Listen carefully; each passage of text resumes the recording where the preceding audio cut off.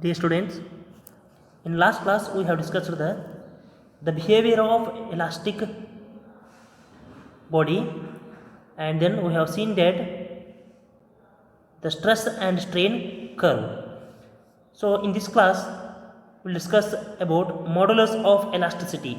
So before going to the modulus of elasticity, what is the Hooke's law? You know that Hooke's law is in an elastic limit, stress is directly proportional to the strain.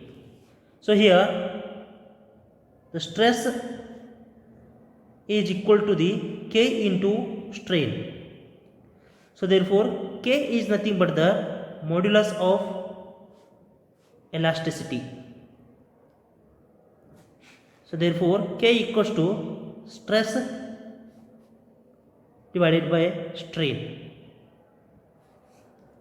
So this K is nothing but the modulus of elasticity. It means the maximum stress up to which the body exhibits the property of that elasticity is called as elastic limit. For that elastic limit you will get that K equals to stress divided by strain. So therefore here the ratio of stress to the strain is called as modulus of elasticity. Depending upon the type of the stress and strain produced in the body. For example, we have seen longitudinal stress and longitudinal strain, volume stress, volume strain, shear stress, shear strain. Okay, it depends. This modulus is depends on the what type of the that stress is there and then strain is there. So let us really see here the modulus of elasticity. In the modulus of elasticity, we have three types. One is Young's modulus, and second one is bulk modulus, and third one is Shear's modulus. So we'll see one by one here. That is a Young's modulus, bulk modulus, Shear's modulus. We can call this is a volume modulus also, and then here Shear's tangential modulus we can call. Let us take first one, that is Young's modulus. So here Young's modulus, it means the scientist Young was proposed this phenomena. So that is the ratio of normal stress to the longitudinal strain. The Young's modulus is a ratio of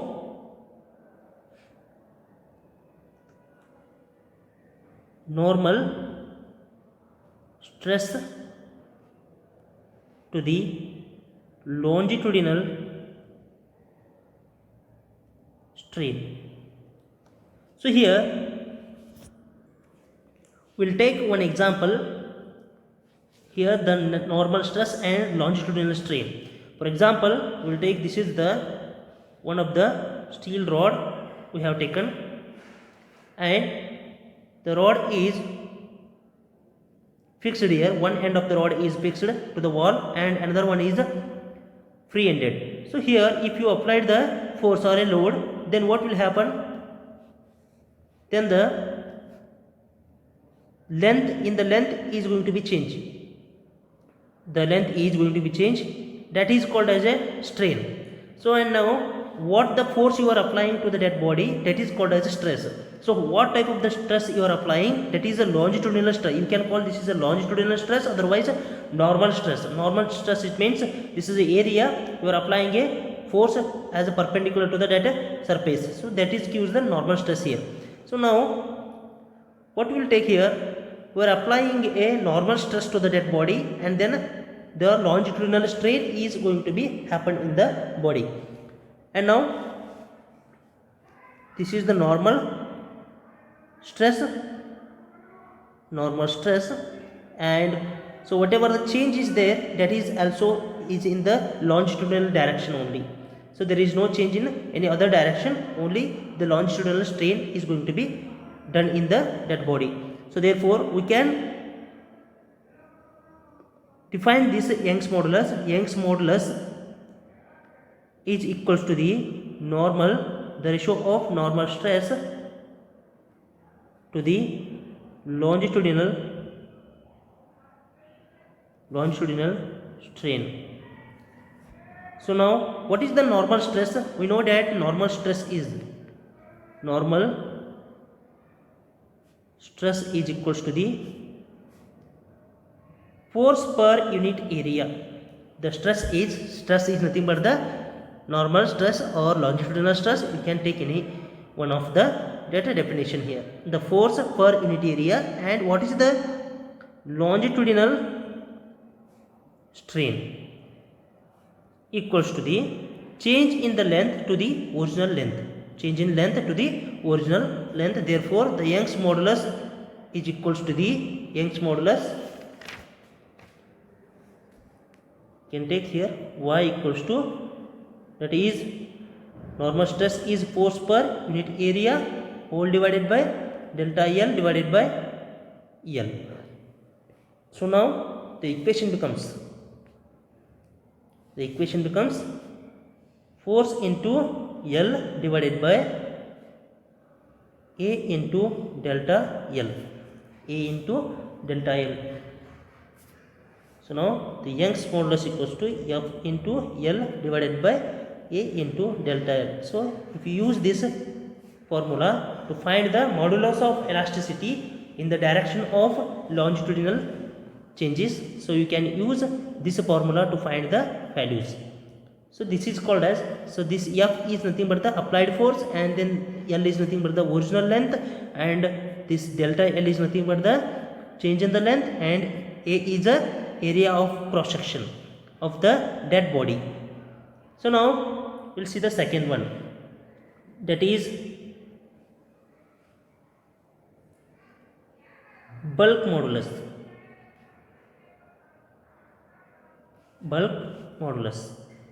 So we'll indicate this bulk modulus using a K. And now what is the bulk modulus? Already I have told that is a bulk. Bulk means number of the forces is acting on the dead body, then the force is in all direction. So we'll take here, this is the box, and then I am applying a force in all possible directions. Though that is called as a bulk stress. Is called as bulk stress or volume stress. And now here the bulk modulus is defined as, it is the ratio of normal. You can say here also normal, otherwise the bulk stress, the ratio of bulk stress to the bulk strain. The ratio of bulk stress to the bulk strain, or volume stress to the volume strain, or it is called as a normal stress to the bulk strain. So now here,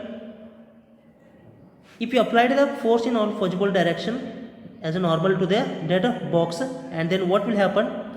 Then the body size is going to be decreases. The body size is going to be decreases. That is called as a bulk strain. So that is nothing but the delta V.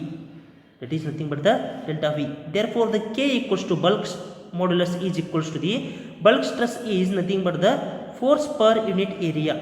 And then what is the bulk strain here? Bulk strain is nothing but the change in the volume to the original volume. Therefore the bulk modulus is equals to the force into volume divided by area into delta V. So this is called as a bulk modulus. So here this is the F is a applied force and the original volume, and then this is the change in the volume, and this is the area of cross sectional. So the bulk modulus is defined as the ratio of normal stress to the bulk strain or bulk stress to the bulk strain. So therefore now third one, that is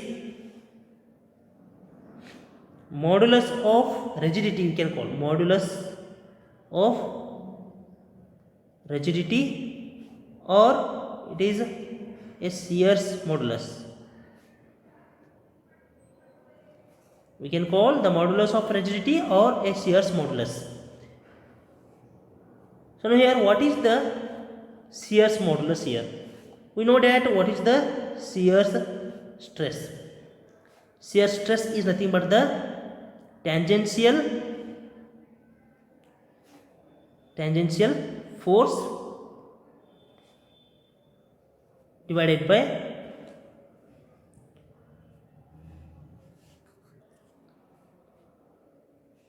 area of cross section, and also we know that is a shear strain. What is a shear strain? Shear strain is nothing but the relative displacement, the ratio of relative displacement to the original displacement, original length. You can take original length. So we know that this is the one box is there which is fixed, lower end is fixed and then upper end is free. If you apply the tangential force to the dead body, then the body shape is going to be changed. So therefore this is the relative displacement, and then this is the original length, and then this is the theta. So therefore theta is equals to x divided by L. Then we can write here, it is shear's modulus or modulus of rigidity. We can indicate this rigidity of modulus as a eta. Eta equals to, that is tangential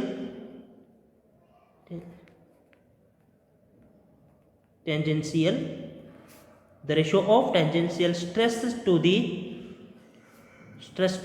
shear strain. So therefore here eta equals to, what is tangential stress? Tangential stress is tangential force per unit area divided by shear strain is, we have taken, that is a theta. So therefore now here eta equals to force divided by A into theta. So this is nothing but the modulus of rigidity. So here applied force, F is applied force, area is a cross sectional area, A is cross sectional area, and theta is a angle of shears. Angle of shears is equals to the x divided by L. So all these things we are using in next derivations, which is we are going to derive the work done per unit deformations of the bodies. How we will get the deformation, and then how it is gives the exact values when it is gives the bending, or when it is going to be changed its volume, or when it is going to be changed its shearing strain. So all these things we'll use in the next classes.